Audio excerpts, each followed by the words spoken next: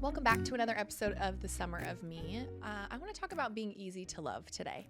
This is something that I have really deeply struggled with in my life and associated myself as somebody who is easy to love because I've made myself easy to love. So I'm going to share my experience with this and ultimately like what some of it, which has led to like my divorce and even breakups, is like feeling like I had to make myself easy to love until it was impossible. And I was like, I'm actually the biggest pain in your ass. And I think that this is a trap that so many of us fall into, and whether it's from conditioning as a child or just things you've been through, or ultimately just like a coping mechanism to figure out how to be in relationships with people that maybe you're not meant to be in a relationship with.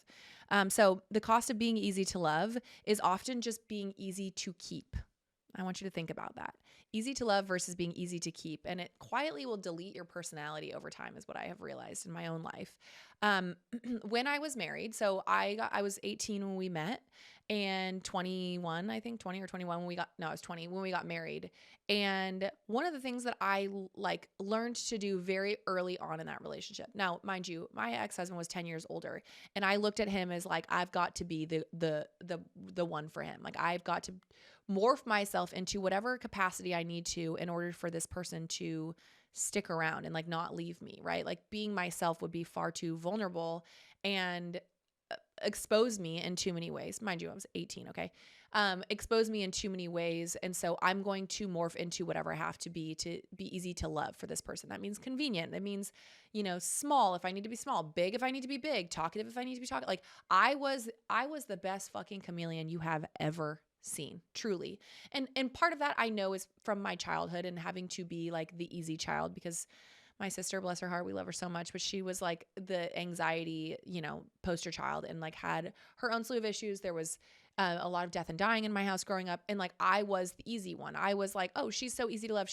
My mom used to always say like, Kendra's just like a little shadow. Like she sits on my lap. She's just this. Like, I identified very early on that like the easier I am to love, the more attention I will get. And the safer I will feel, really, because like if I have a need, it'll be like, oh God, not you too, And so I really like was proud of how low maintenance I was. I was the cool girl. I was the girl who's like, yeah, absolutely. I would fucking love to drive an hour to watch your softball game that it's a bunch of grown men playing softball. I would love to drive an hour for that. Like, sure. And then I'll sit there in the freezing cold by myself for 2 hours to watch the game. And then I'll drive home afterwards because you want to go to get beers with your buddies. Absolutely. No, yeah, for sure. This will be great. I couldn't be more excited about this journey for you and for me. It was just like basically I was erasing myself slowly, day by day, moment by moment in this relationship because it was safe. I could control it. I could predict it. I knew what was happening. And I felt like I was like my own puppeteer. I was like, okay, we're going to be this person today. And we're going to be the great daughter-in-law today. And we're going to be super funny and outgoing with all these friends. And we're going to be, and I literally had no identity. My identity was a chameleon. My identity was being easy to love. It wasn't like I was like, no, I'm not a person who does that. The phrase I'm not a person who was non-existent in my vocabulary because I didn't know who the fuck I was. My goal was just simply to show up in whatever capacity I needed to show up in whatever situation, to be easy to love. And that included my family life. That included my friendships. And it was obviously very much magnified in my marriage. If you've ever felt chosen only when you're convenient, this is why. And I've said this so many times on social media in various formats when I talk about like my divorce and stuff. The minute I started choosing myself and actually really clinging to my identity and going through the summer of me is when I became incredibly inconvenient to all of the other people in my life. I looked around and I was like, this person thinks I've gone off the deep end, and this person thinks I'm having a midlife crisis, and this person is like, why are you being difficult? And and everybody in my life was like, you are so inconvenient. And it was the first time where I was like, I am me. This is actually who I am. And maybe I have actually just surrounded myself with all of the wrong people. I have actually set myself up for failure and erasure in every situation because I have been a chameleon instead of who I actually am. We all have an identity. We all know who we are at our core. It's whether or not we allow ourselves to be that person. We give ourselves permission to have those needs. We give ourselves the freedom to not want to go places or not be the kind of person who does X, Y, and Z.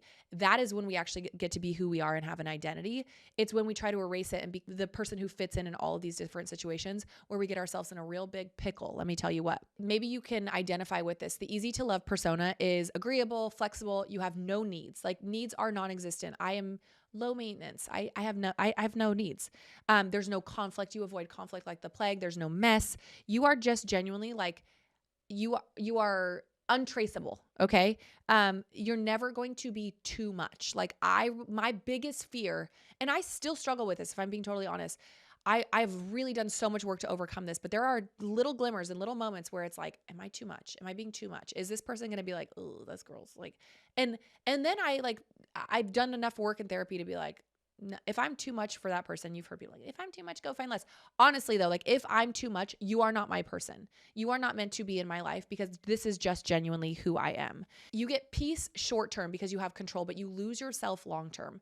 There is like this intoxicating kind of feeling when you feel like you can fit into a situation and you can just like, you can own the room, you can work the room, you can work it's actually very manipulative in a lot of ways is what I've learned. Is like one of the things that I did was I didn't ask for my needs. I didn't communicate. Because it was so vulnerable to not be chosen if I had those things. If that person rejected me, I was like, oh, I cannot handle that. So I'm going to control the dynamic in the situation by not having any of those needs and not communicating them. But that will catch up to you. Speaking from experience, it does catch up to you and you get to a place where you resent all of the people, you resent all the situations, you resent all the dynamics, the very dynamics that you actually fucking created from being the person that is easy to love, okay? I genuinely did this to control the narrative in so many different parts of my life. And I look back and I realized I was young and I was unaware and I was emotionally immature and it was a coping mechanism and it was a learned behavior and all these things. If you're still doing this in your 30s in your marriage and whatever, like I really challenge you, do the work because ultimately like, yes, you can control the narrative. You can fit in the box, but at some point you're going to be locked in the box. Like you are going to actually shoot yourself in the foot. You're going to be stuck in the box in this prison that you've created, really. I talk a lot in therapy and in like a lot of the like inner child work I've done about feeling imprisoned. And I know this is like really intense and kind of deep, but like I felt imprisoned in so many ways and it was a jail that I locked myself in. I made myself fit into all these places that I didn't fit into. I shrunk myself. I contorted myself to be this person that I absolutely wasn't. And then when I actually came to and when I had enough awareness about myself and my circumstances to realize like, hey, this is not my life. I've built this whole life around me, but I don't actually fit into it.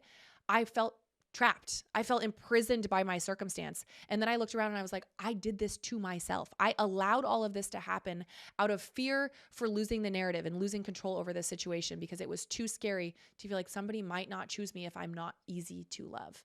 And I've gotten to a place where I feel like I have really embodied, like, this is who I am.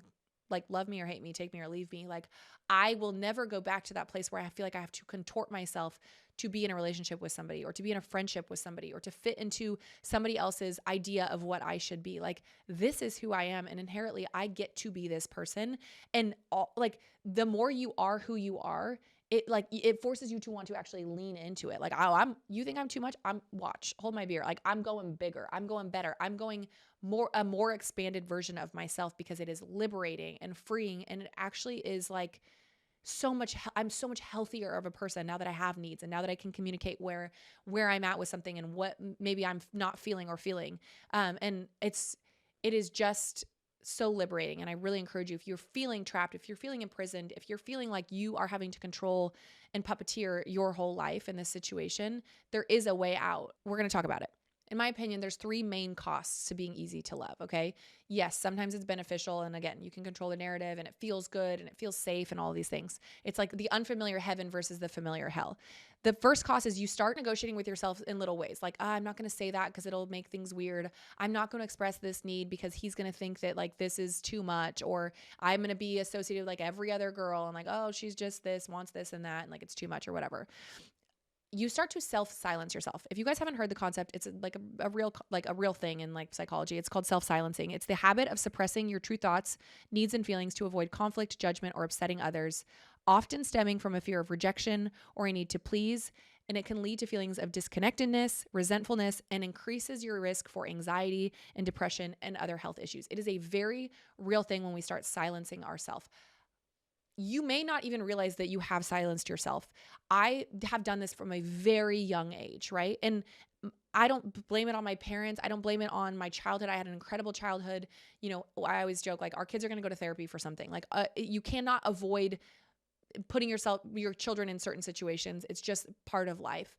But I really like started self-silencing at a very young age when I saw everybody around me needing things more than I needed them. And then I was like, well, the best thing I can do is have none of those needs, because then I'm the easy one. I'm the fun one. I'm the one who's just like, you know, do or die. We're going for it. Like we're happy to be here. I was the mayor of happy to be here. Okay.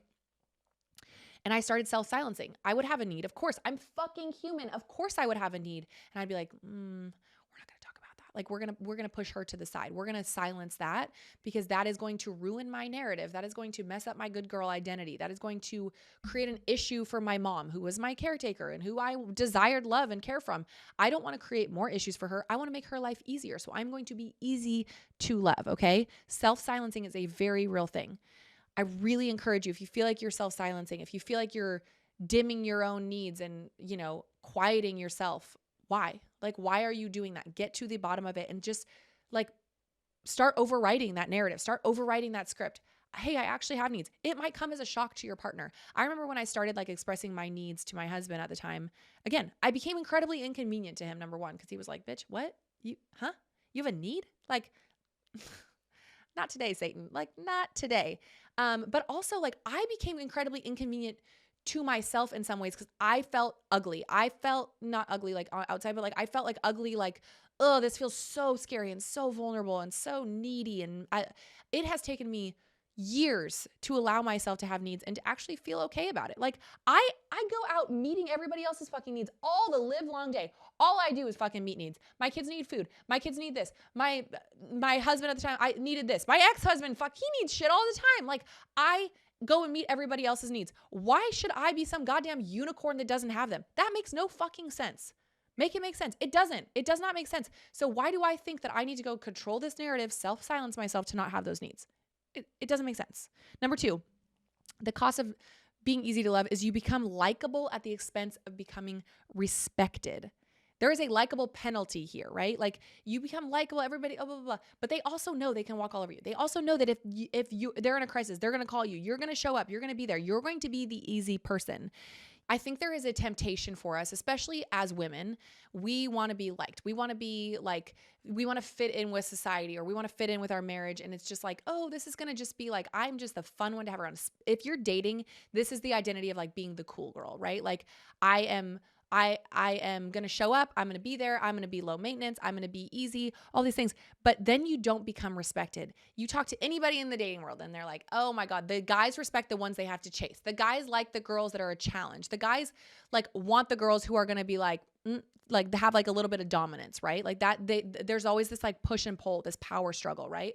If you are just the easy one and you're the cool girl, they're going to walk all over your shit. They are going to be like, she's always available. She's always there. She's easy to love. They are not going to respect you. They're going to like you. They're not going to respect you. And in my opinion, when you get into a relationship where somebody likes you but doesn't respect you, it is game over. Like it is a very, very hard path to climb out of. And so I really think that in this situation, I would rather be respected and revered in some way than to just be liked, right?